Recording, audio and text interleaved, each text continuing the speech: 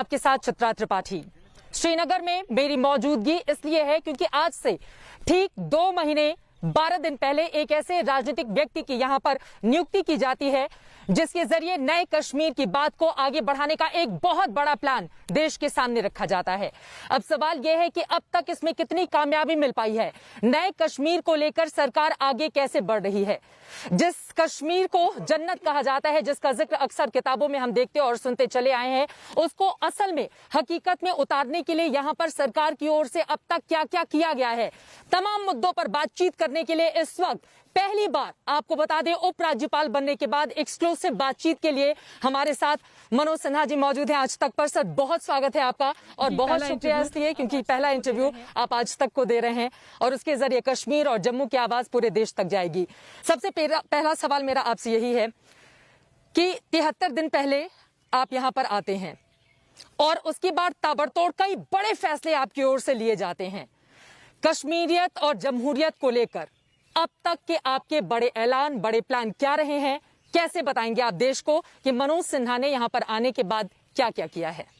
ये मुझे लगता है कि 73 दिन में हमने 73 से ज़्यादा फैसले किए हैं, लेकिन आप चाहती हैं कि मैं 3 ही 4 बताऊं, तो मुझे तय करने में ये मुश्किल हो रहा है कि प्रायोरिटी किसको मैं दूं, फर्स्ट, थर्ड या फर्स्ट, फोर्थ। लेकिन मोटे तौर पर मुझे लगता है कि आने के बाद मैंने महसूस किया कि प्रशासन और आवाम के बीच जो ट्रस्ट डेफिसिट है उसे जल्दी से जल्दी बहाल किया जाए।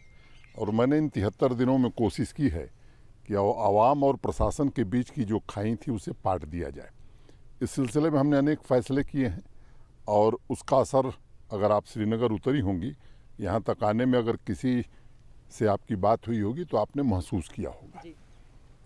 दूसरी बात, मुझे ऐसा लगता है कि पर्यटन की दृष्टि से ये देश नहीं दुनिया के खूबसूरत जगहों में है और लंबे समय से यहाँ का उद्योग और रोजगार किन्हीं न किन्हीं कारणों से सफ़र कर रहा था। तो एक हमने कमेटी बनाई थी और कमेटी की रिकमेंडेशन के आधार पर इंडस्ट्री और ट्रेड को कैसे बढ़ाया जाए, उसमें पर्यटन भी है। हमने एक, मैं मानता हूँ कि बड़ा फैसला किया और 5% इंटरेस्ट सबवेंशन हमने अक्रॉस द बोर्ड दे दिया। और भी उससे जुड़े हुए कई एडमिनिस्ट्रेटिव फैसले हैं जिन्हें हम हर हफ्ते रिव्यू कर रहे हैं, उनको जमीन पर उतारने की कोशिश कर रहे हैं। सर, सुनने में तो ये बातें बहुत अच्छी लग रही हैं। आप बीच में आ गई, ये आप लोगों की आदत थोड़ी सुधरनी चाहिए।